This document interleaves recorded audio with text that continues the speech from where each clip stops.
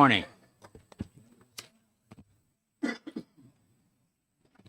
Can I ask our senior Olympian to offer the Pledge of Allegiance? Sure. I pledge allegiance to the flag of the United States of America and to the republic for which it stands, one nation, under God, indivisible, with liberty and justice for all. Thank you, everyone, for showing up. I wasn't kidding about the senior Olympian. You are silver medalist? Bronze. Bronze medalist? Oh, I'm sorry. Archery. National. Wow. You want a speech or anything? I should have gotten silver. Is always an extra. Wait, is that every 4 years or 2 years. every 2 years? So you'll do it again for 2 years? The next one's in Tulsa. I don't know if we're gonna go down there in 90-degree weather again.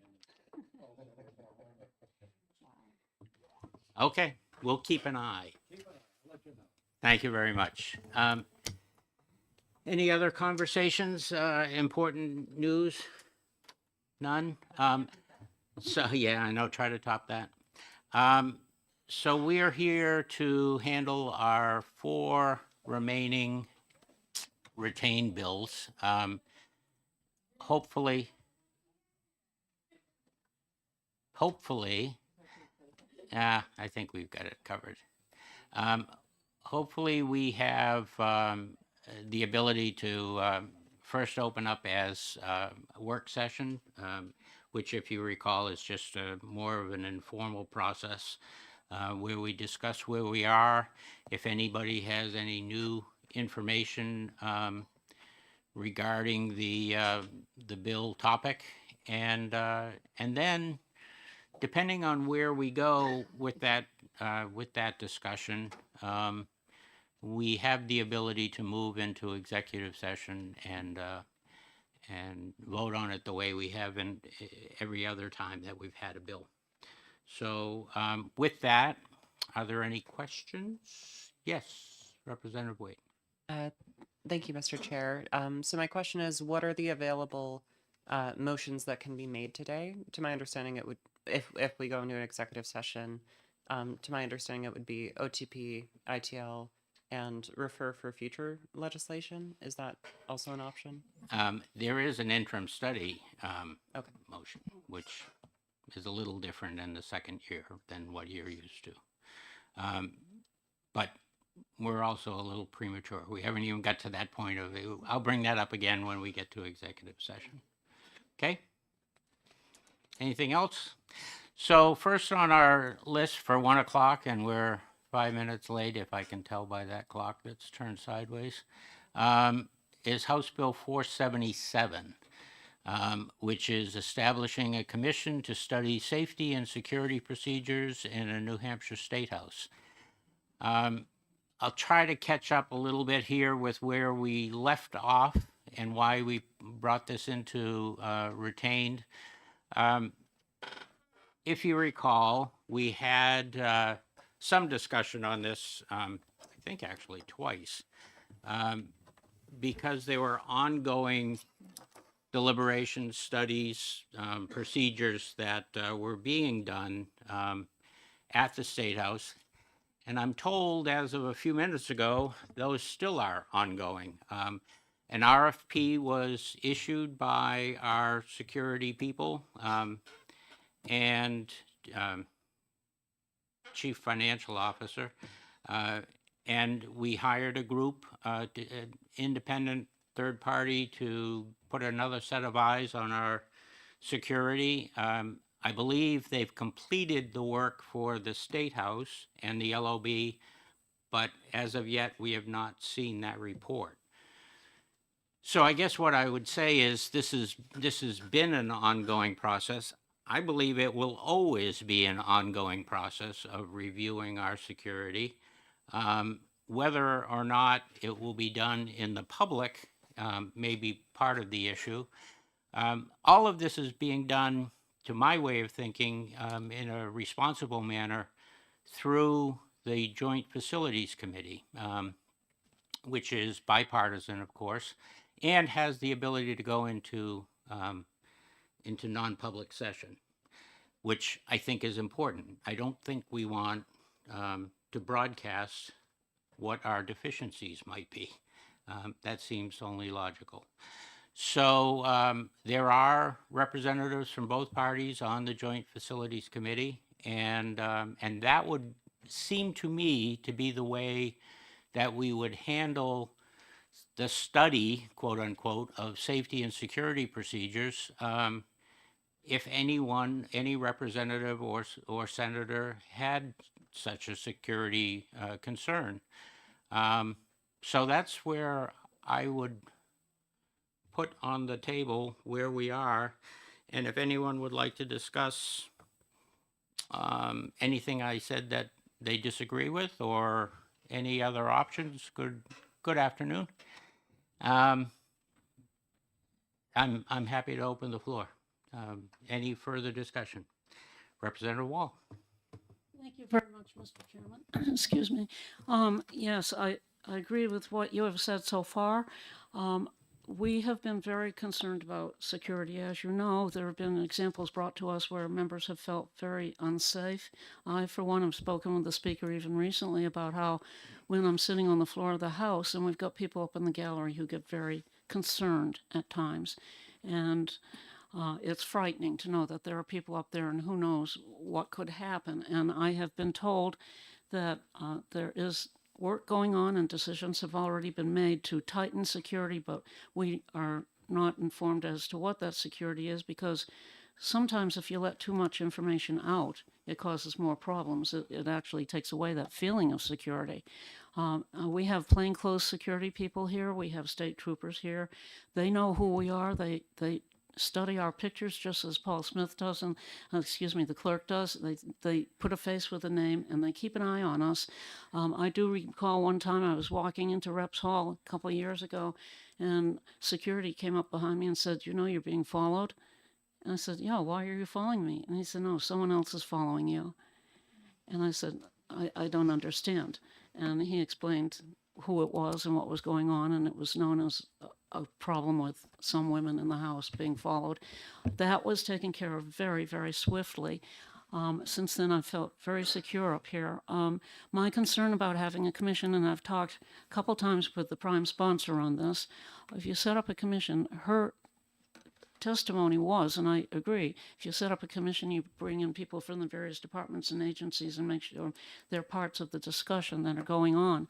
However, when you have a commission, you're taking people out of their real jobs at the departments and agencies. In years past, we've been told that's problematic because they have to come and spend many hours up here when they're not doing their regular jobs, that it's often better to have a study committee so that these people can come in, and they do come in for that. With the commission, those parties coming from the departments and the agencies don't have voting rights and can't do what we do for sponsoring legislation. And also, commissions now have been found, many of them, to be ineffective, and this committee knows we've had to work diligently to try to eliminate the ones that are ineffective or virtually non-existent and encourage the ones who do exist to meet when they should, get their reports in and such. That all takes time. We're concerned about security when we come back to our sessions in the House this January. I had suggested to the prime sponsor that perhaps we have a study committee set up, but in the meantime, know that work is going on. She had talked with Director Chris Vetter and said she felt a lot better about how things were happening, but wanted to be kept informed as to any new measures that we should know about. So the question is, if we don't do this, how will all the parties know, those especially who are deeply concerned about security in this day and age? How will individuals in the House, members, know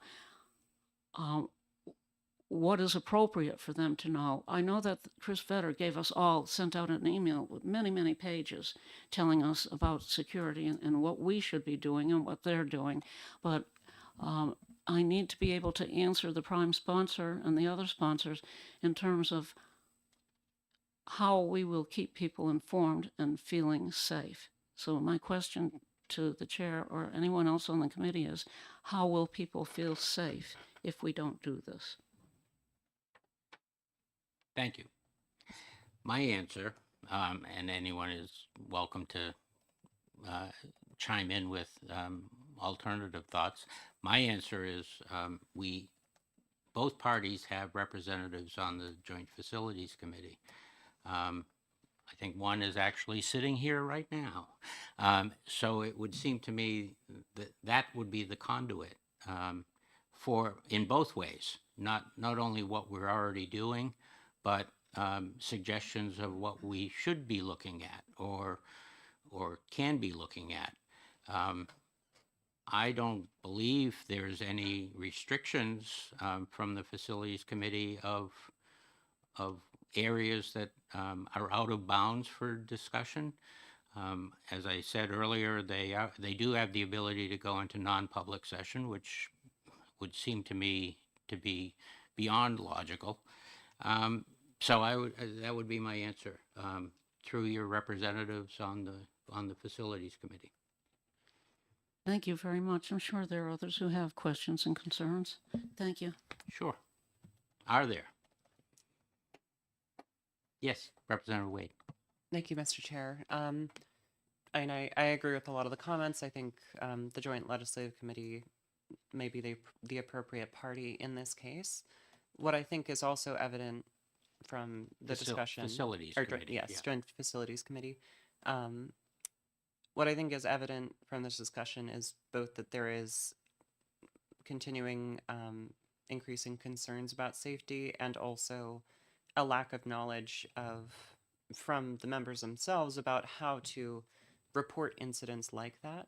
I had been speaking with Representative Wall earlier about, in the past, the Ethics Committee.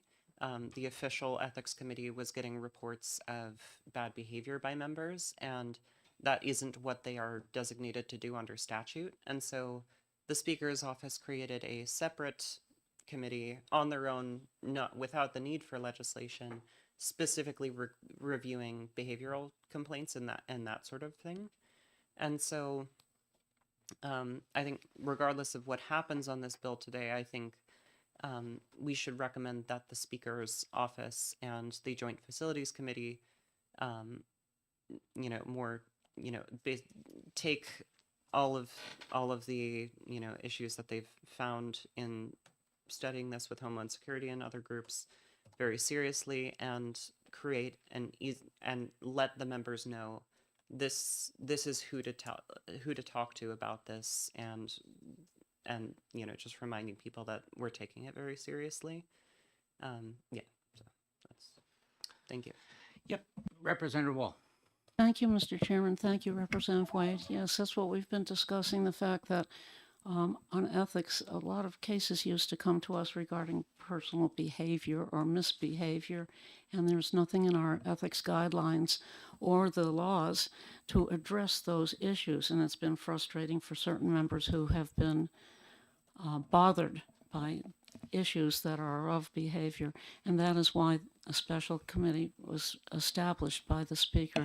So one of the thoughts that has come up is, would this be something that could be done so that there'd be members involved with a special committee to work directly with facilities or whomever is appropriate to make sure that there are ongoing discussions, conversations, whatever, to ensure that members in general feel safe. Thank you. Thank you. Further discussion?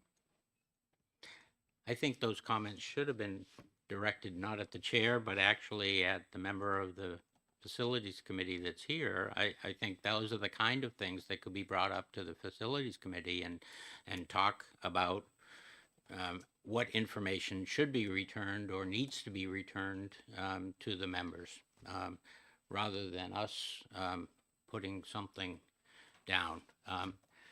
I don't see that being our job. I think that's the job, the ongoing discussion being had at facilities. Yes, Representative Turcott. Thank you, Mr. Chairman. Just from my personal take on it, I think those policies or issues, issues that would be more of a general need to know will probably be publicized to the members in general. And those security procedures that might jeopardize our security in the long run probably would be best kept on a very limited need to know basis, with the current people already studying it. So I would oppose getting into a commission or study committee to broadcast our procedures. Thank you. Further comment? Representative Notter. I agree with Representative Turcott. Thank you. Yeah, yep. You just ruined the whole security procedure right there.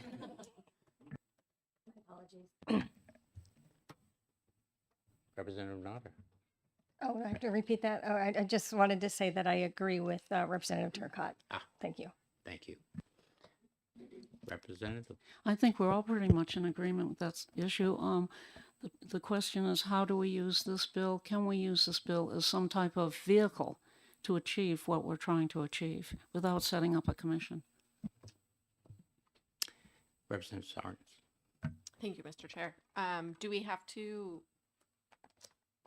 I don't really understand how the Joint Facilities Commission decides what they work on. Could we change the legislation so it targets what they work on? Yeah, thanks.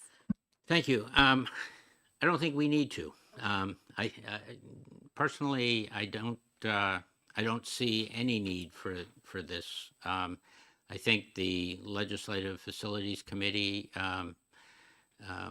is staffed with people capable of looking into issues that they feel are necessary, in this case, for our security or safety.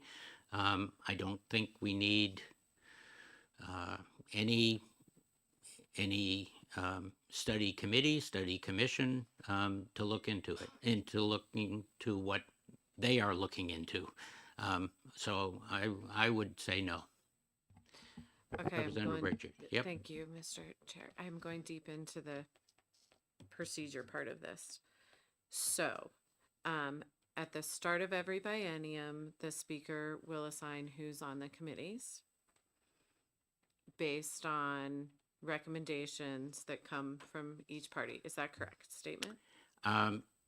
My understanding is there are standing people that are on that committee. I with a- specifically to the Joint Facilities Yes. Committee? Okay, that's where my question was going. Yep. Was that, is this one of those types of committees that gets the standing type members that allow all of us to know that we can trust for the things that need to be public, the things that in 100% agreement with you that don't need to be public are the best people on that committee? Well, I would assume so. I mean, Are you on it? No. I am not. Which means, I guess, that the best people are not. It is. Thank you for catching on to that. It is, as far as I recall, I haven't looked at the membership. I do know that from the Democratic side, it's the minority leader, and Karen Ebel is Representative Ebel is also on. I'm assuming, I'm not sure her title.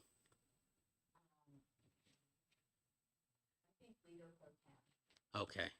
I guess my point is, each of us or all of us have, maybe it should be more publicized, who are the people that you should go to.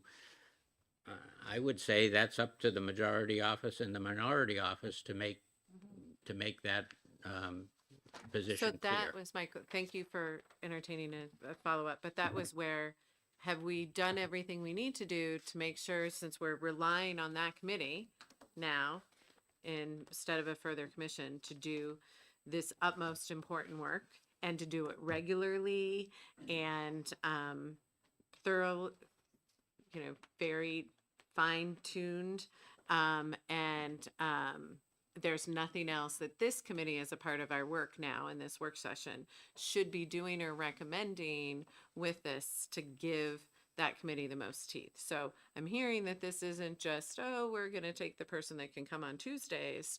We are very much putting the leadership in this, and then us as members need to hold that. This is where we're holding that committee the most accountable. I It's would, kind of oh. where that I'm repeating what you said at the beginning. yes, Thanks. Representative Wall. Thank you, Mr. Chairman. And going along with what Representative Richards has said, what we're trying to figure out is what the Facilities Committee is charged with for their duties, and are we able to, as members, address issues before the Facilities Committee, especially issues of security. And we're wondering if somebody can answer that question for us. It's always been a mystery around facilities, and it's something very, very important, and it's the highfalutin people who are on it. But what is our job, and what is their job, and how can we communicate if we need to regarding security issues? If I'm not mistaken, you were one of those highfalutin people, weren't you, at one of those, at some point? Okay, so it boils down, Mr. Chairman, to if we have concerns about security, and we're now told that leadership is on the Facilities Committee, which we have some general knowledge of, that apparently our Securities Director is on facilities, we think. Yep. And therefore, could members then go ask to be heard on the Facilities Committee? I know that we see published in the calendar when facilities meets. The question is, can members with questions and concerns about our security address the Facilities Committee at any given meeting? Thank you. I believe the short answer is yes. I believe our House Clerk has a comment or two on. Thank you, Mr. Maybe Chairman. clarifying Just to be clear, RSA 17-E specifically addresses who the members are of the committee. Additionally, just like every commission or committee, statutory committee, there's a web page for that, so all of the members are listed publicly. So you would be able to know as well. Your black books will soon be in, and that will have the listing of the members of the facilities committee. The rest of 17E goes on to describe the duties of the committee as well, and what they are. 17-E:5-A, for example, the powers and duties of the committee. And yes, security is part of that. To your question specifically, no, nobody but legislators are facilities. Facilities is a bipartisan committee. It has always been a bipartisan committee. It is stipulated in the statute who is appointed. The minority leader, both the House and Senate, are designated specifically by position. Indeed, there's a history as well of the Speaker appointing additional minority members as well. So it's not just a token, if you will. To answer some of the other just specific questions, the agendas are set by the leadership of the committees. The chairmanship roves from biennium to biennium of who is chairing from either the Senate President or the House Speaker. There are two subcommittees, permanent subcommittees of the joint facilities. There is a House subcommittee on facilities and a Senate subcommittee as well. And those folks deal with various issues respective to their independent bodies, such as raises for employees and that sort of thing. The joint committee comes together, and yes, they do enter into non-public session to receive reports, to talk about things like security, which is, to Representative Turcotte's point, a commission that includes non-general court folks would have to be a public meeting, and those public issues of security would have to be discussed in public. So, that is something to consider as well. But to all of the answers, because there seems like there's a lot of questions about facilities in general. All of those are listed right in 17-E. The members are listed by name as well on the website. on the commission website. And yes, if you do have an issue, I would first urge you, of course, to speak with the members of the committee, specifically either the chair or if you so desire to speak to the members of your caucus, if that would be your preference. If that warranted discussion in front of the full committee, then that would likely happen. Representative Wall. Thank you. Thank you very much, Clerk Smith, for that information. It's very helpful. My question is, we know that the Facilities Committee meets. I don't keep track of that, but is there a frequency with which they do meet? And if so, can a member ask to be put on an agenda with the whole Facilities Committee, or do they go to one of the subcommittees? I think that it depends on what the topic is, Yeah. that you would need to discuss that with the member of the committee and the chair of the committee in order to appear on an agenda. But again, please keep in mind, of course, that there are additional briefings. There are additional briefings that are done, that were done perhaps this spring, whereby we closed the door to the gallery and all members were informed of certain things, and those things appertain to your safety. And those things can happen and do happen. So I mean, there is the time and a place to talk to all 400 of you at the same time. However, because we do have a constitution and open meeting rules and those sort of thing, there is a limit to what is said in those situations. Thank you very much, and thank you, Mr. Chairman. And again, I think these questions came forward because most members are unaware of how this all works, and I think that's what causes some concern when it comes specifically to security issues. And we do know members can go to Director Chris Vetter, and now we know that the Joint Facilities Committee is there, and we can guide people in terms of where to go. Thank you. Further questions for the clerk? Yes. Thank you, Mr. Chair. So my question is, you mentioned that currently the makeup of the Joint Legislative or Joint Facilities Committee is all representatives. Is that No, it's House and Senate or- joint. Yes, But it's then all there- elected officials. It is all just elected officials. Yes. Would it be possible to add, for example, the Director of Safety Services, if you were to change that RSA? I don't know why you would want to put a staff person in the middle of decisions. I'm not sure that you would want to cede some of that authority that belongs to you as an elected official, but that's Okay. your call. Yeah, but regardless of that would be possible. I would say you shouldn't do that because that person is directly responsible to the committee, and that committee has hiring and firing authority. Mhm. So I'm not sure you'd want to make somebody who is able to be hired or fired a member of said committee. Yes, thank you. It's better said than I would have said. Any further discussion? Seeing none. Mr. Chairman, one quick Representative thing. Wall. Thank you very much. We pretty much know where this particular bill is going. Question regarding procedure again. Are there minority reports allowed at this time? I presume they are. Or can whoever makes the motion that we think is coming forward, can there be something where both parties can work together for the committee report so that members will know for sure what we are open to? Let's discuss that when we get to executive session. Speaking of which, seeing no further discussion, I am going to move into executive session. Representative Sheehan moves ITL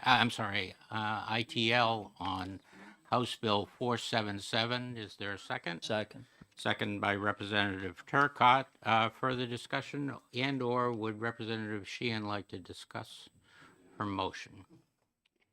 I don't have a whole lot to add, just quickly again that, security is constantly being looked at and studied, and I think that that's best left to those people that are doing that and our facilities committee. Thank you. Thank you, Representative Sheehan. Representative Turcott, would you like to speak to your second? I would not. I don't blame you. So I would just simply say that there's no reason why anyone, any member, in this case Representative Sheehan, who made the motion of ITL, if another member would like to work with Representative Sheehan on what the wording is of the motion to ITL. Otherwise, there's no reason why a minority report couldn't also be drafted. Further discussion. Representative Sorens. Thank you, Mr. Chair. Was this notice that we were going to have an executive session today? Just want to make sure that. Yep, right Okay. there. Executive session on pending legislation may be held throughout the day, time permitting, from the time the committee is initially Thank you. convened. Perfect. Thank you. Thank you for keeping us honest. Seeing no other discussion, the clerk will call the roll. We're voting ITL on House Bill 477. Vice Chair Sheehan, Yes. Representative Turcott, Yes. Representative Walsh, Yes. Representative Nodder, Yes. Representative Boyd, Yes. Clerk votes yes. Representative Wall, No. Representative Richards, Yes. Representative Sorensen, Representative Wade, and the chair. Yes. Mr. Chairman, could, Yes. could we just ask when people vote if they could turn on their mic? My hearing isn't very good. Thank you. I can. I didn't notice. Yes. On mine. Oh, No, you- no, yes. Yes, okay. Yeah.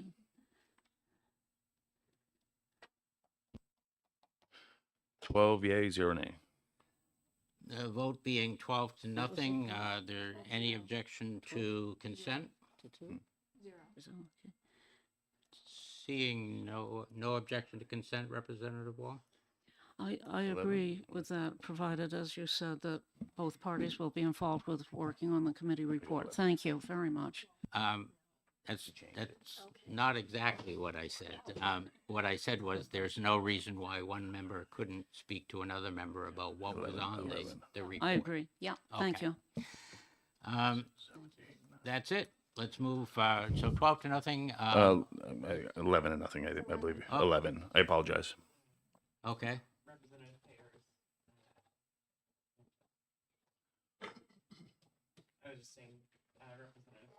Oh, I see. That would be 12. Gotcha. So House Bill 477 goes on consent for ITL. Next, we will look at House Bill 314, assuming, yes, we're past the deadline. 314 FN, prohibiting the use of federal, state, or local funds for lobbying activities. We are still in or back in the work session mode here. If there are discussions on that, I will point out that there is a new LSR that appears, again, I'm only going by the, not again, but I am only going by the title of the existing LSR list. It appears like it's along the same lines, but I have no idea. But I am opening up the discussion on House Bill 314. Representative Turcott. Thank you, Mr. Chairman. I began working just the last few days on a amendment that would be a full repeal and replace on HB 314. My goal is to find, almost, I don't want to call it middle ground, but a scenario where the sponsors, as well as those who are in opposition to this, could maybe find a little bit of an agreement in it. I don't want to get too deep into where I'm heading with, but as most of you know, I've been very vocal about keeping municipalities, giving them the final say on their the control of local decision-making when it comes to zoning. And I think there's a way that we might be able to do the same here with this particular issue. Again, I don't want to get too deep in it, just because over the last couple of weeks, I've been strictly looking at all the bills I've put in and trying to get legislators to sign off on my bills, which is like trying to herd cats sometimes.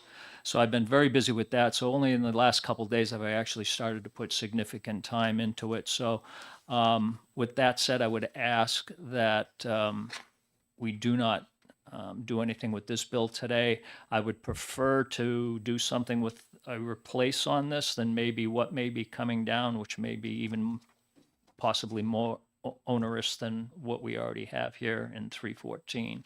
So I would ask that we could, I guess that would be recess until a further date. Thank you. A lot of supposition in that. There is. Is there any discussion specifically on what is this, 314? Other than, okay. Just let me add also, my goal would be to have this complete at least a week or so prior to having our next session scheduled. So you would have, No, I was looking for the date. I can't. okay, The date in November. The reporting date? Yes. Yes, that's November, November 14th. 14th. Yeah. So we have close over a month. So I don't see that as an issue, but Okay. what I was going to say is I would have this completed and given to the chairman, and he could distribute it to whoever he wished at that point. I was not intending to be able to eliminate all of the bills today, so I have no problem if we move that along.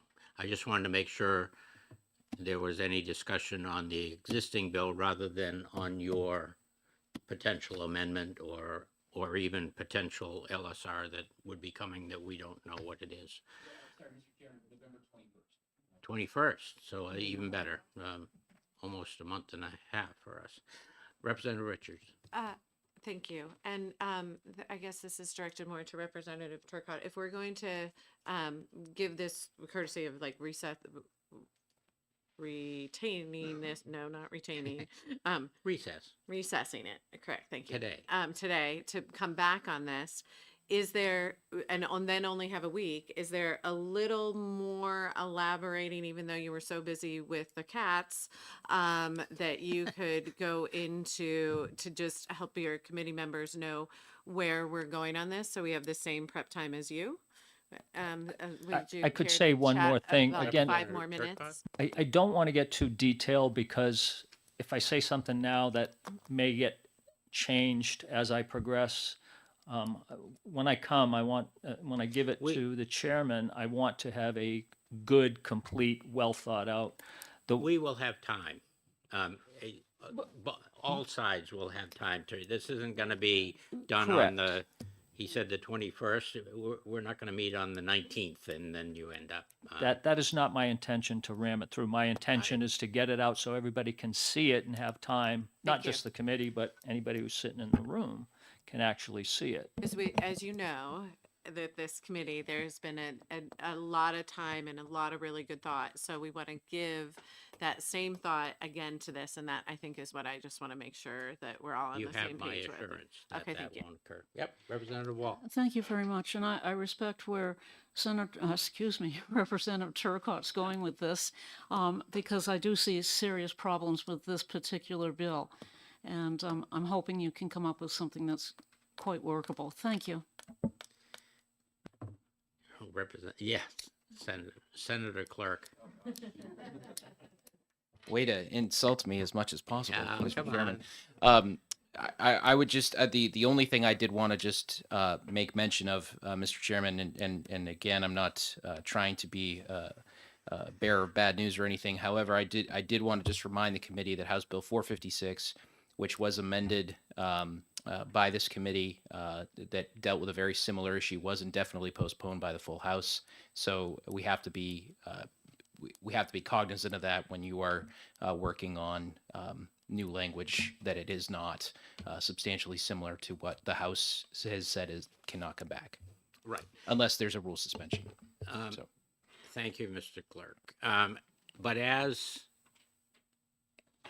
is it not true that, or I don't know if I can even ask this, how close is 314 to what was indefinitely postponed? So, as you may recall, House Bill 456, the amendment was adopted, and the amendment did have a significant section of 15.5 that was included in that amendment, and that topic was indefinitely postponed. Okay. So that's why I say we just need to be judicious. I can assure the clerk it will be significantly different. Appreciate that. Thank you. Thank you for the admonition. So we recess to a certain date? Can you, Yes, Mr. Chairman, sorry. Sure. Have we recessed to a date certain? we have not. Thank you. I will tell the committee my goal is to make sure that we have at least 2 weeks before filing date. So I would say it's probably going to be somewhere between the last week of October and the first week of November. Does that work? That would give us, At the most, At the Mr. most. Chairman.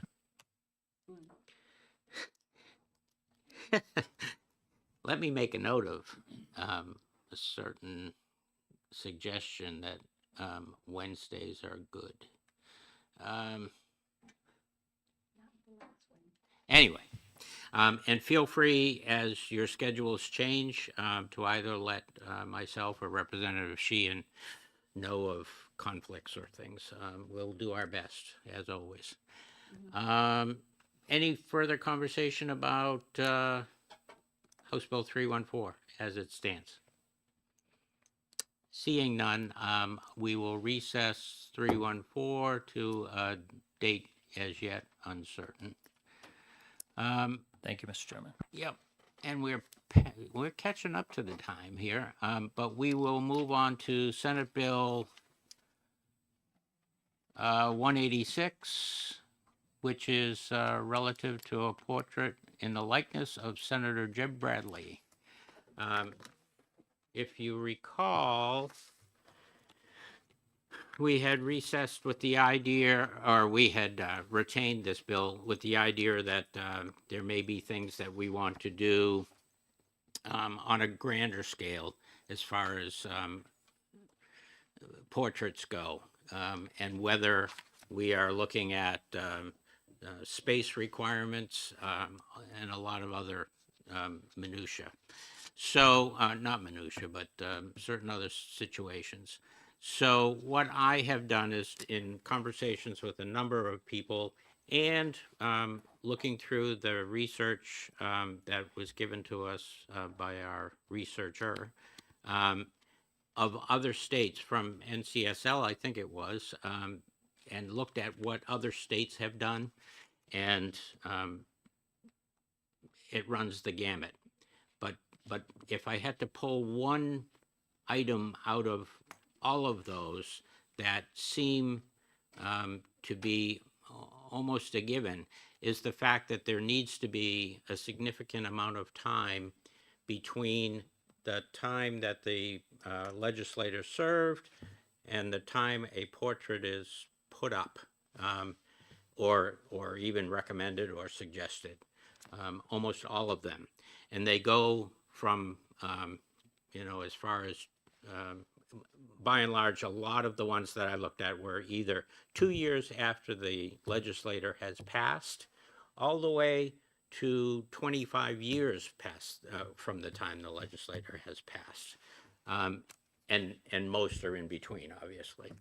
But so what I've done, and in conversation with a number of others, is try to ask what was most important to them. And by and large, I heard from a lot that there needs to have been some historic purpose or reason to have that portrait put there. That the person must have done something significant.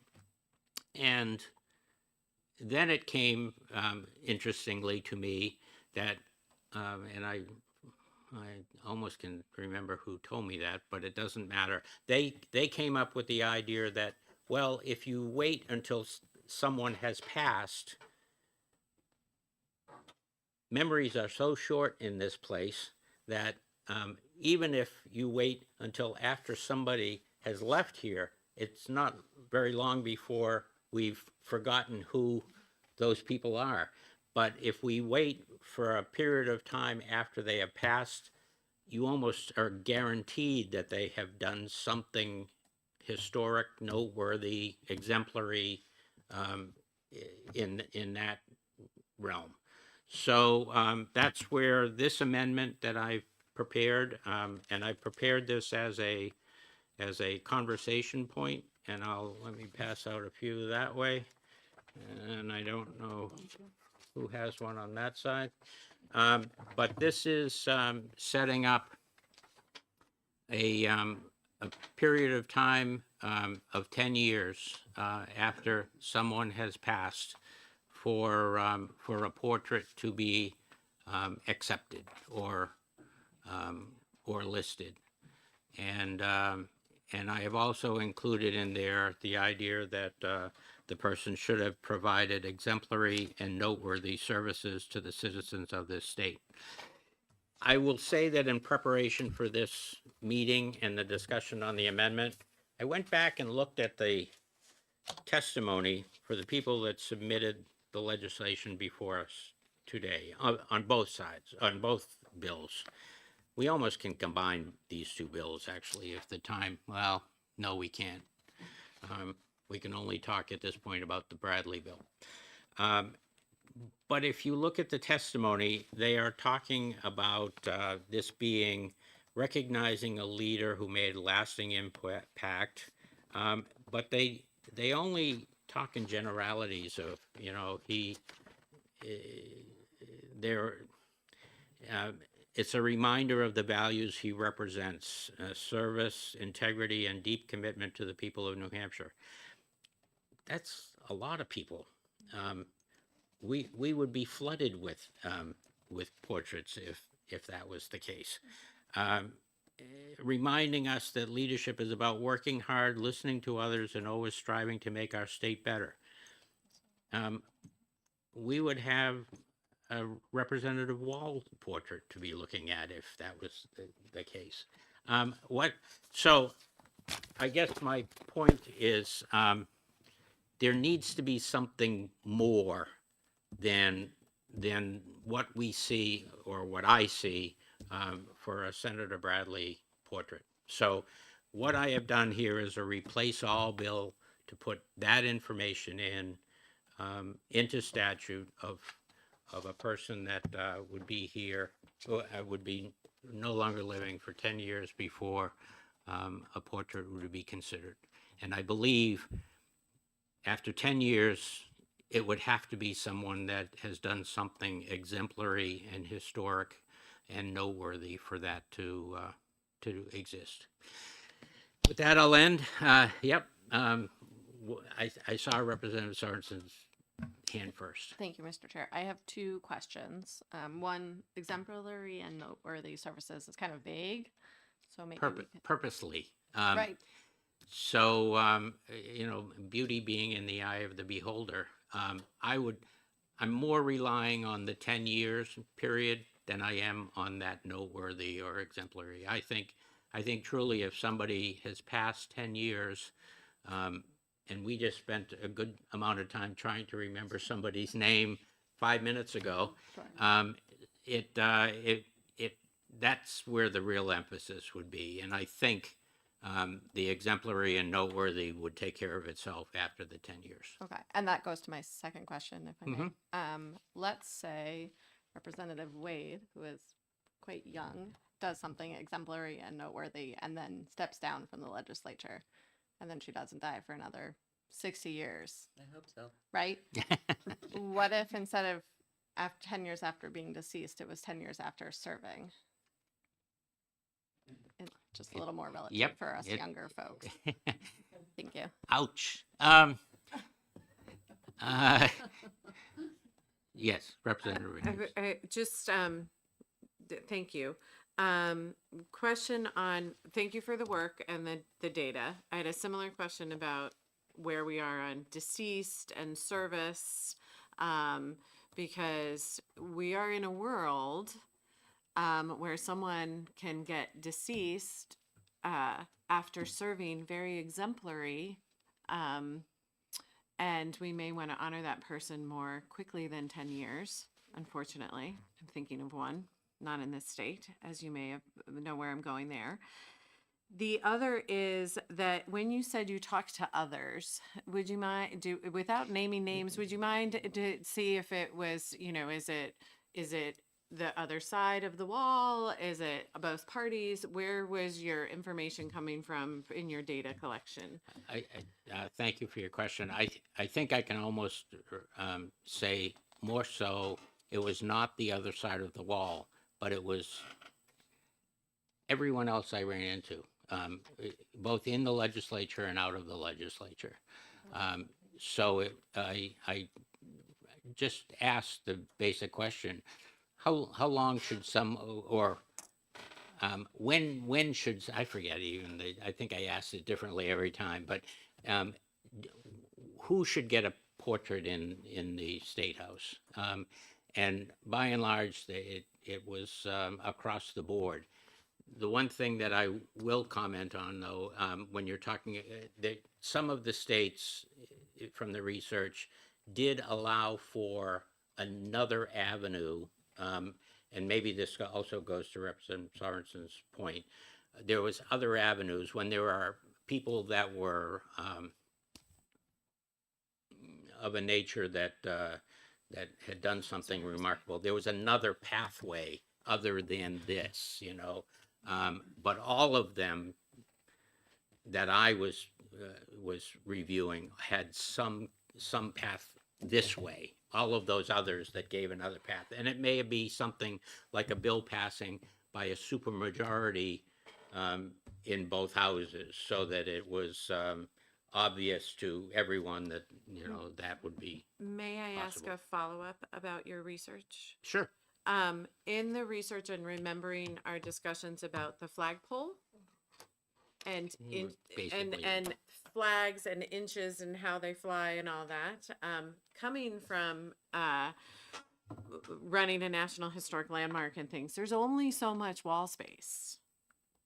And so has your calculation dealt with that? Or was that at joint facilities or any of those things? So we know, I'm going to bring Representative Wall into this discussion because you were at that meeting of the Historic Committee, correct? There was a study done by the Historic Committee on the amount of available space. I thought they said there was room for 14. It was very, very limited, and the question was which building to put it in.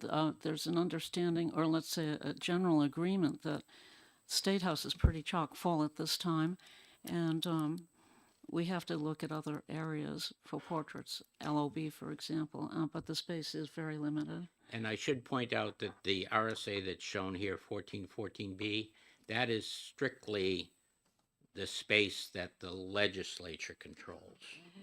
So, okay.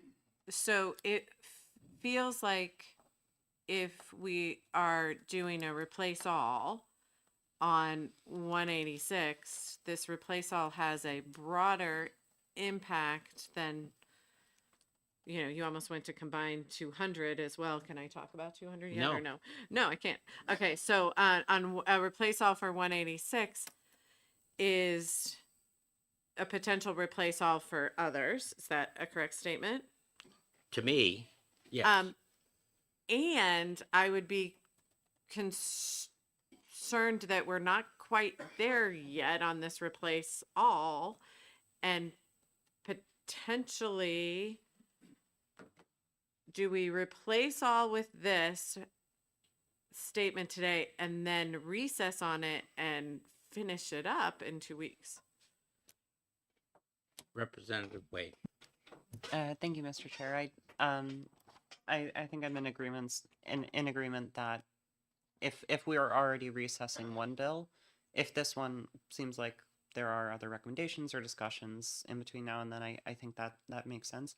One thing that I did want to point out is on line 15, it talks about no portraits or any objects may be placed, in the State House or any of these areas without the consent of the governor and the council, which I presume is executive council, followed by, the next line's talking about There's any an- of these portraits shall be placed at the direction of the Joint Legislative Historical Committee. So I there's a- guess I don't you're- understand you're why missing, these were bills. You're missing an except in there. Except,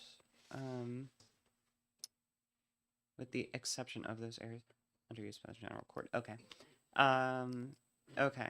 And then any, to be placed on legislative facilities, shall be at the direction of the Joint Historical Committee. So what I'm trying to understand is why these bills were brought as bills in the first place. If the RSA says that the portraits must go through the Joint Historical Committee,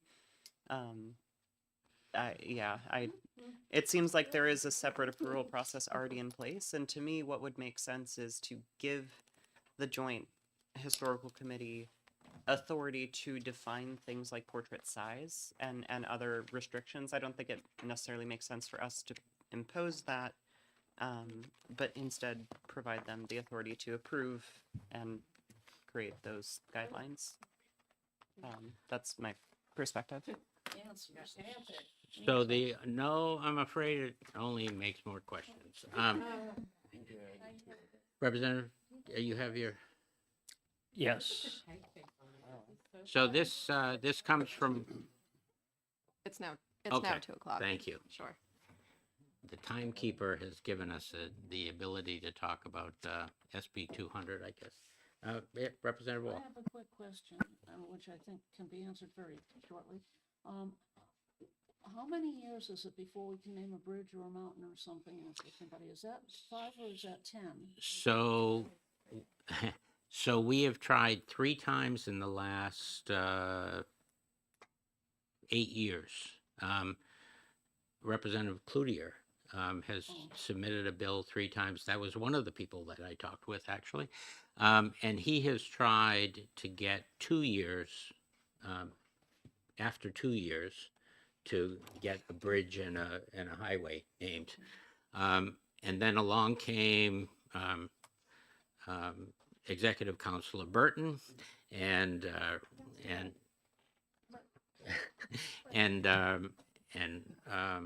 Ray Wazorek Highway also interfered, but all 3 of those bills have failed when they got to the Senate.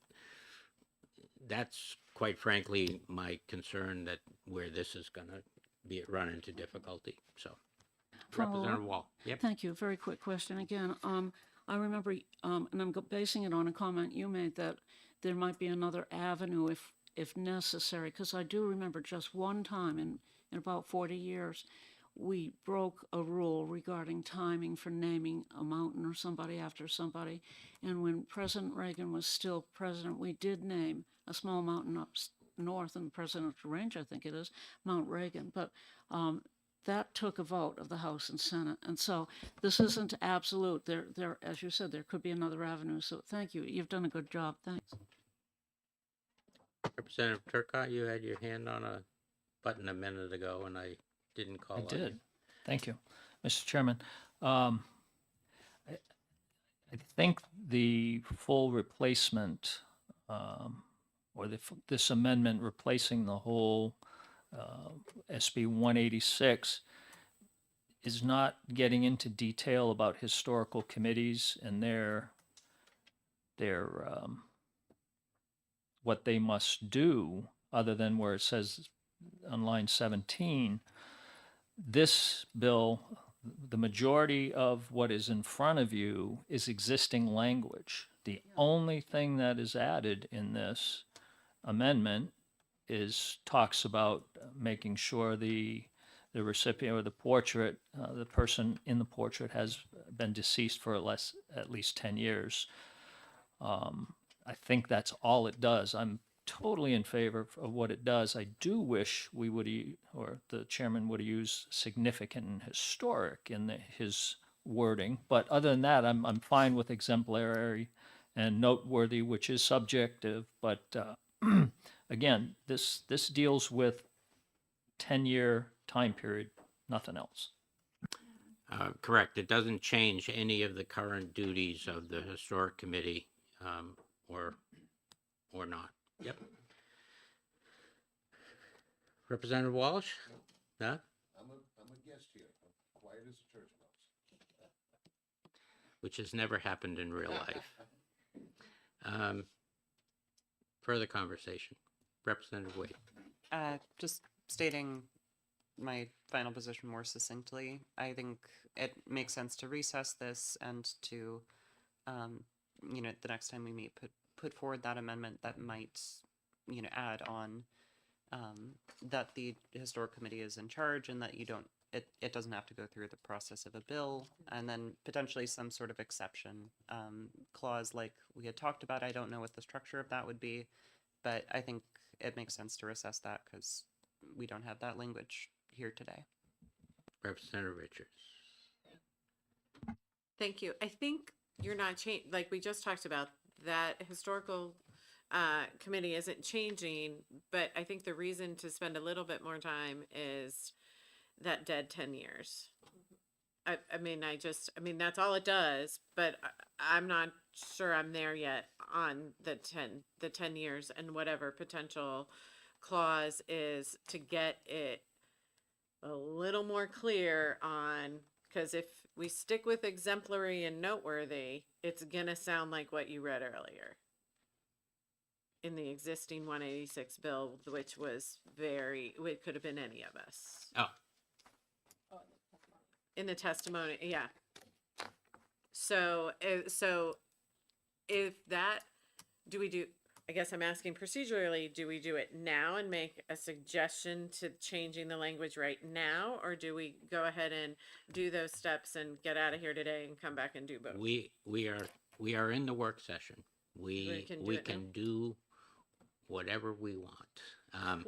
So if Representative Turcott, Yeah, if we one of- wanted to, we could. One other comment I wanted to make, you kind of danced around it with a bunch of words, but I think one of the important points you were trying to make is that length of service by itself is not a qualifier for getting a portrait. Correct.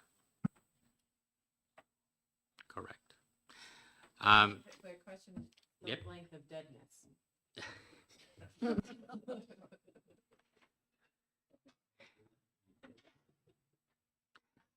We certainly can amend the amendment, if that's the will of the committee. We can certainly, So play this out, right? On the will of the committee on the deadness part, we were laughing with it, but when someone does that, this is often more for not us anymore, but the legacy of that person's family, that person's town, so sometimes I think if you can't remember service of someone 20 years, then maybe the deadness factor, if they did something so significant, why do you have to be dead for a decade before we put your portrait up? So can you be dead for only like 2 or 4 years? Representative Wade. I think that the general understanding that I had is basically this would this amendment doesn't include the full language, but the idea had been brought up of there being exceptions to the 10 years with potentially some override vote by the legislature. So the 10 years or 5 years or whatever that timeline would be the general policy for portraits accepted by the Joint Historic Committee. And if there were such a case where there was a person who is very significant, who is still alive, or who just recently passed that we would want to honor, we could override that with some other criteria. We have yet to define what that criteria is, but that could be in a follow-up amendment if we do recess this today. If that's my understanding. Representative Sorensen. Thank you. What Representative Richards was trying to say was where I was going with it, with the not necessarily the dead for 10 years, but out of service for 10 years or 5 years or whatever, rather than the 10. Because if the person is still alive, like of the two bills we have, right?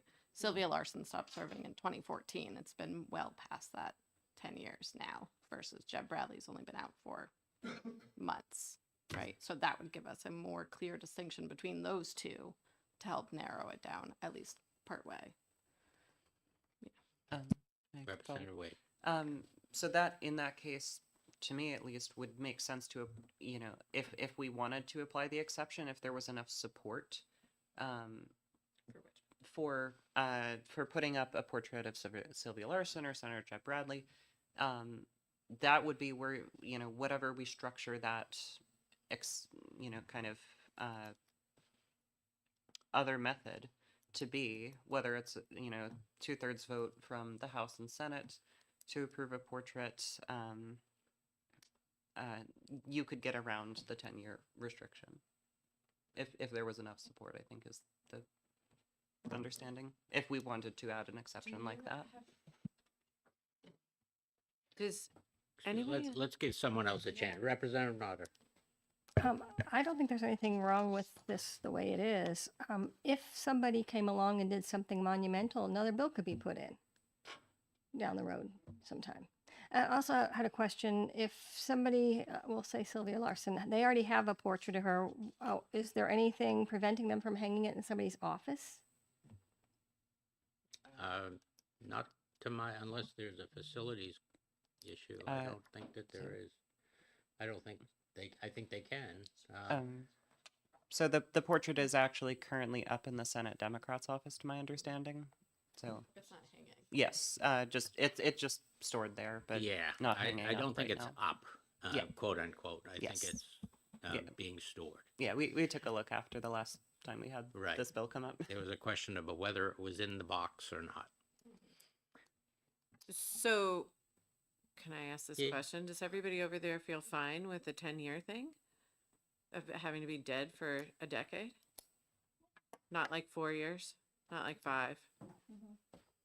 Oh, okay. I guess I mean, understanding. I guess I have a different deadness feel. I think that there we need to not lose sight of the overarching. It can't just be he was a nice guy. Let's give him a portrait. I mentioned to Representative Wall a little while ago. It's almost the equivalent of the gold watch from the private sector. Here you were here long enough. Okay, we'll give you a portrait. I think this is, and I'm not sure. I'm not sure whether I would not agree with another pathway, but I do agree with the 10 years, and I'm doing that looking at what other states have done. That's where it comes from. All right. Some have outright moratorium on portraits. Quite a few, as a matter of fact. I don't, I wouldn't think so, because some of them were fairly new states, not New England that's been around for a while. Representative Wall. Thank you, Mr. Chairman, and thank all of you for your comments. I am on the Historic Committee, and the Joint Historic Committee, I know, will welcome any type of guidance through legislation, because it's become a real problem in terms of accepting portraits for the state. As you know, we're still in the throes of trying to get the Wentworth Cheswell portrait done. And hopefully that will get done. And we do have George Roberts, who's still alive, former Speaker of the House, who did have his portrait painted and did have it placed in the LOB, which is appropriate. But how many more are we going to have done? And it's become a trend in recent years. We have Senator Martha Fuller Clark. We have Senator Sylvia Larson. We have Senator Jeb Bradley. And Senator Carson recently said to me, "My gosh, why is everyone having their portraits done? I don't want mine done." I said, "Well, that's fine. We don't have enough space." But the point is, there is a limited number of spaces, are a number of limited spaces. The House and Senate only have certain, as you've heard before in testimony in here, have only certain places in the State House where we can have portraits. The governor's office has control of the second floor. It's very, very limited. And yes, there's some room at the LOB, but even that space is very limited as well. So I will support this amendment. I know there's a way around it. If we ever need to do it, we can file legislation. But I think this is a real good step forward. Thank you. Let me, thank you, Representative Wall. Let me just say that there are other, perhaps more onerous recommendations from the other states as well. Some require an amount of money put aside so the state doesn't have to pay for the maintenance of those, which is considerable. So I don't think that this is the end all and be all. I think there will be further suggestions, but when it gets to the cost of maintaining these, some of the other suggestions have been mentioned. You know, we certainly, I suspect we will be getting other portrait. I haven't looked through all of the LSRs, but I wouldn't doubt if there aren't others coming. Maybe we just continually get known for replacing all and adding another requirement as we go along. Maybe that's the way to do it. The size was mentioned earlier by someone. That's not in here. The materials are listed in some of the other states, what they actually can be done with. So this can be a lengthy process if we don't draw the line somewhere, I guess. I saw Representative Turcotte. I was just going to suggest that maybe the Historical Society applies what my wife calls the sweater rule. When she gets a new sweater, she has to automatically take another one and get rid of it. So maybe not get rid of the paintings, but replace and hold on to the other one in an archive or something. But fully support this, and anytime you're ready for a motion, Mr. Chairman, I'm ready. Unfortunately, I'm going to have one more question if I can be entertaining that, because, you know, not to beat the deadness and the dead horse, but here's the point where we can kind of get more clear also on some of those words. If we're just going to let it go and we're not going to keep going on some of the things that could impact our taxpayers from having to pay for resources for it or doing some other things, like I want to do good work. If we're gonna do it, maybe we could spend a couple of more weeks suggesting it and still putting on our next time we meet, because I think a good place to limit what is coming are some of those limiting factors. Making sure that someone's paying for the replacement of this, not our taxpayers, and also making sure that it is incredibly significant to whatever may be changing, exemplary and noteworthy, to give it a little more teeth, as Representative Turcotte suggested. So we can maybe get an agreement on the 10 years because there's other ways to get around that, but potentially come back to work on this. So if that impacts a motion or our next steps, and I don't know, I'm kind of volunteering myself to potentially do that. Representative Wall. Thank you. I respect where you're going and I understand it fully. I just know that we need to make a step forward. The Historic Committee is really in a quandary at this point, really have not accomplished what they should have accomplished years ago on this, and they're struggling. And they don't meet often enough to get things done in a timely fashion necessarily. However, this gives us a basic guideline, and there's a way around some of this language if we need to do that, and I don't see that as a big problem. Thank you. Representative Turcott. Adding to what Representative Wall just said, I think if there is a desire to create language to get around, that can be done in future legislation. I would also add, and I'm not opposed to what you're saying about making those couple words maybe different. That can also be accomplished in a floor amendment if you wanted to do it. Be very simple. Make note that these are both Senate bills, which means chances are, if this gets passed, it will potentially be a committee of conference. Representative Wade. Yes, so just I wanted to kind of compile the ideas that have been talked about. So I think we're generally all in agreement about the language existing in this amendment about how long you have to be passed for. Potentially a little debate between the number of years. Another suggestion was alternative pathway, whether that's through the legislature, through a bill, and the primary pathway would be through the Legislative Historic Committee. They would put together any kinds of restrictions around size, and they would be in charge of determining the placement of said portrait. Once it is approved by them, there is the mention of potentially requiring them to add a fund for the refurbishment, continual maintenance of the portrait. Are there any I'm missing that we had discussed for potential to include in an amendment? Okay, if so, I just wanted to all be on the same page. Representative Wall. Thank you. I understand where you're coming from also. Every year, a certain amount of money is given to the Joint Historic Committee for preservation, restoration, repairs of the various artifacts we have, especially the portraits.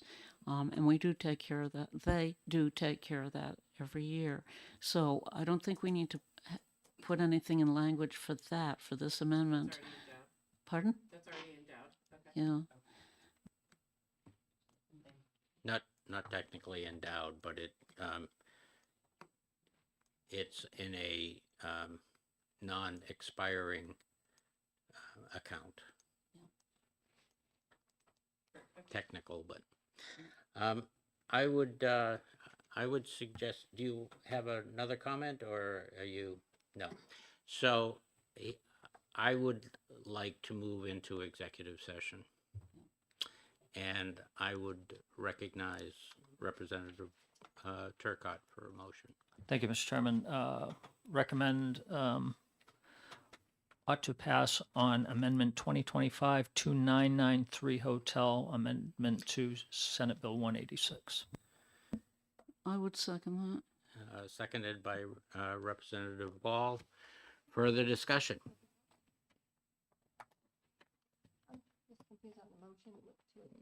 Is the motion to adopt or ought to pass? What is correct? On the amendment. We kind of skipped a step in there. Well, adopt the amendment. So you would move, To adopt Amendment to Well, 2025-29938. right, Hotel. you in theory, you should move the bill, and then we move the amendment, right?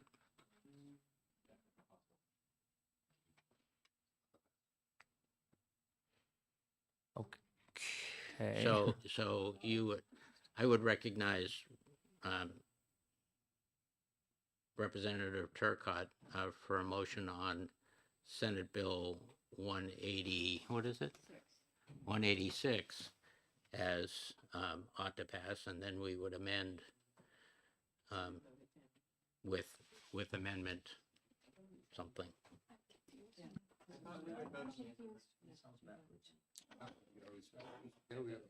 Okay, I'll move Senate Bill 186 ought to pass. And then amended, or seconded by Representative Wall. Representative Turcott, I recognize further. Okay, now I for- make a motion to adopt Amendment 2025-2993 Hotel to amendment, to Senate Bill 186. And seconded by Representative Wall. Any discussion on Amendment 2025-2993 Hotel for the pilot? No comments. Representative Wade. If I would like to put forward that we recess this along with the previous bill so we can put forward There's a motion amendment on the language. table. We're Okay. we Is have a that motion at the on floor. discretion of the chair Nope. Okay. Well, for recess? 'Cause we yes, didn't but vote we on that are last in, time. but Yes. we're in the executive Thank you. session and we're, have a motion on the floor. I just wanted to repeat that, I know it's not perfect, but I also know that it can be amended in the future if need be, and that right now, the Joint Historic Committee is struggling regarding portraits, and this is rather, it's not the be-all and end-all as we've been told, but it's a breath of fresh air. It's a step forward, and that's how I'm looking at it. Thank you, Representative Wall. I would say, to your point, it would behoove us to have a list of those things, because undoubtedly, if not ending up in a committee of conference and not just a flat out no, then all of those things will be coming up, and you can bet that further bills similar to this one will be added to other things. So we will be, this won't be the end all and be all, I guess is my point. Yep, Mr. Chair, do you recommend who goes on that committee conference then? I do. Okay. Any further discussion on the amendment 2993H? Seeing none, I'll ask the clerk to call the roll. We are voting on ought to pass. Well, actually, we did not vote on the amendment. We can do that by a hand vote if we choose. Any objection? And any objection to voting by hand? All those in favor by hand of amendment 2993H? That's unanimous. Now we are voting on Senate Bill 13686 as amended. And for that, I will ask the clerk to call the roll. Vice Chair Sheehan, Yes. Representative Turcott, Yes. Representative Walsh, Yes. Representative Nodder, Yes. Representative Boyd, Yes. Clerk votes yes, Representative Wall, Yes, Representative Richards, Yes. Representative Sorensen, Yes. Representative Wade, Yes. and the chair. Yes. 11 yea, 0 nay. Dare we put this on consent? Any objections to consent? Seeing none. With that, I will close the executive session on Senate Bill 186. Do we need a work session on Senate Bill 200? I think since we went past the time, I think we include that with all of it. I would recognize Representative Sheehan for ITL motion. That's correct. I move ITL on SB 200. Second. Seconded by Representative Turcott. Any discussion? May I ask a question why we're not replacing 200 in the same fashion for equity? The same action is going to take place on whether it's on two bills or not. Just looks different. Oh. We're ITLing one versus. Well, we've replaced one completely, so that language doesn't exist. So There's no reason why we couldn't put it on two, is there? You just need another amendment. Right. We would need to have another amendment with another number. Would you be open to that? I don't know the point. I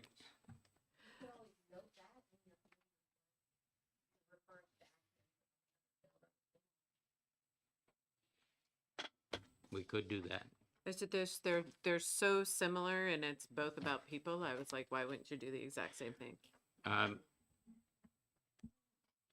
We And s- could, but I don't know, again, what we'd be voting almost on two identical bills.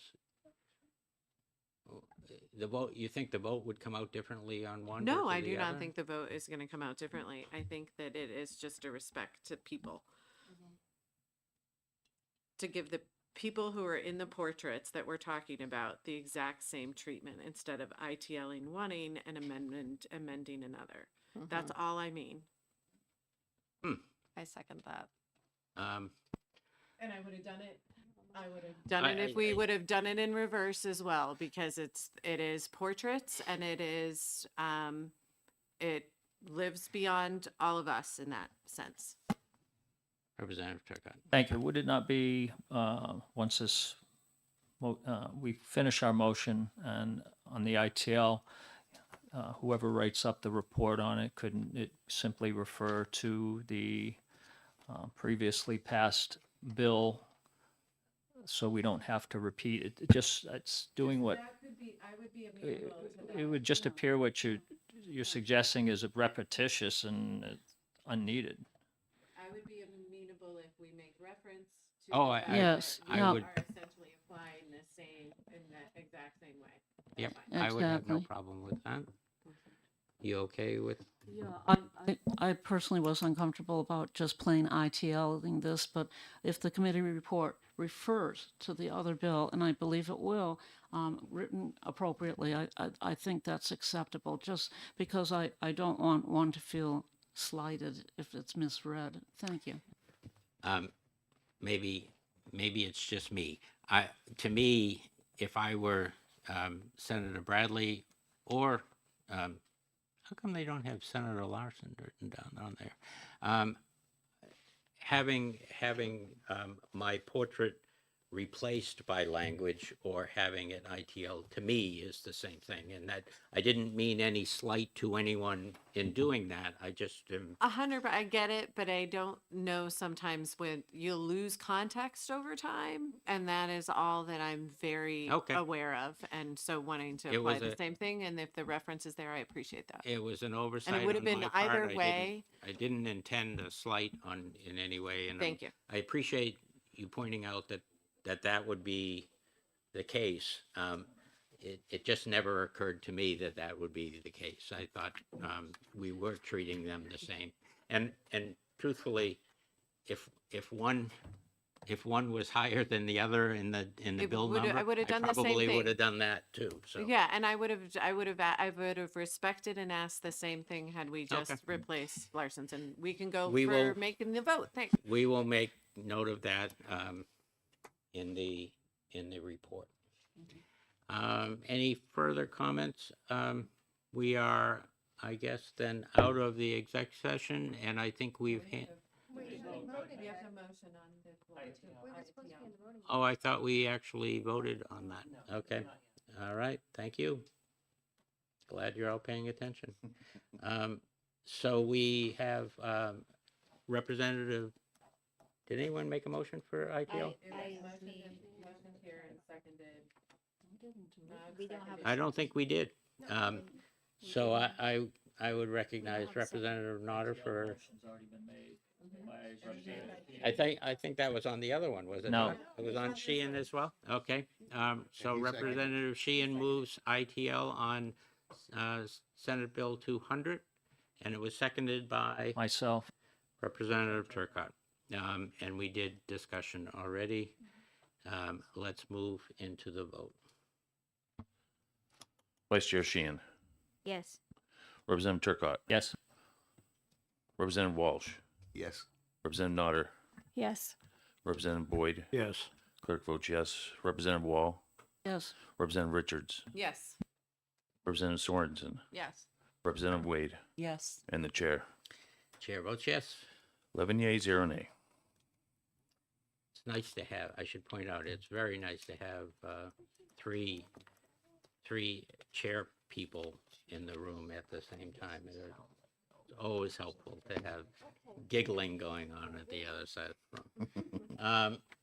Are we, so now we are cleared up all of these. We have only one bill to deal with, which we will do.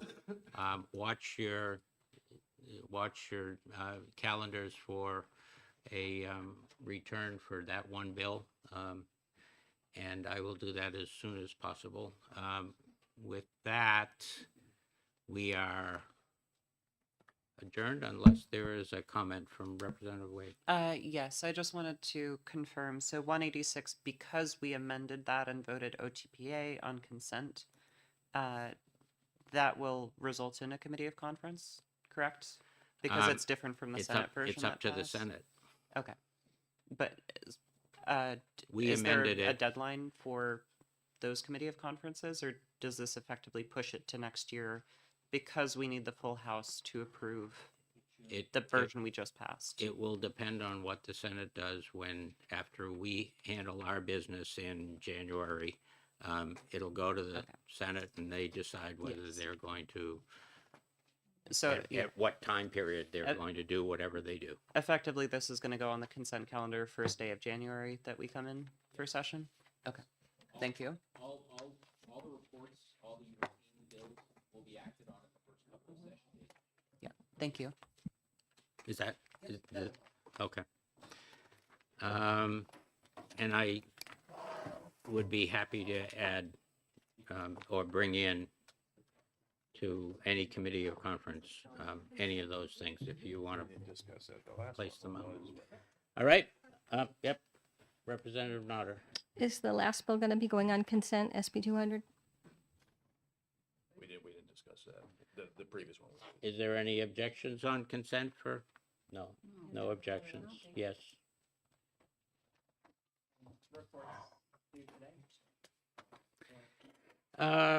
Who has reports? Okay, and there are no minority reports, so, yeah, we will get them. They have to be in by November, yeah. Representative Sorensen, yep. I have a conflict on the October 30th for our next, just as a heads up. October 30th. Is it Wednesday? That's a Thursday. It's a Thursday. We're shooting for Wednesdays. Wednesdays aren't great for me, but that's fine. And Aren't. Transportation is meeting on the 8th. So that's a Tuesday, right? We'll stay in sync, Mr. Chair. We've always worked well together. Representative Notter. Representative Hmm? I like how you said that, Representative Sorry. Now that we're all done, That I was can all tell out you, loud, by the way. Yeah, go ahead. one of the bills that we just discussed talked about the Hannah Dustin Memorial. I'd never heard of her before, but apparently there's the memorial's in Boscawen, and that somebody put in a LSR to remove it. I just wanted to let you be aware of that.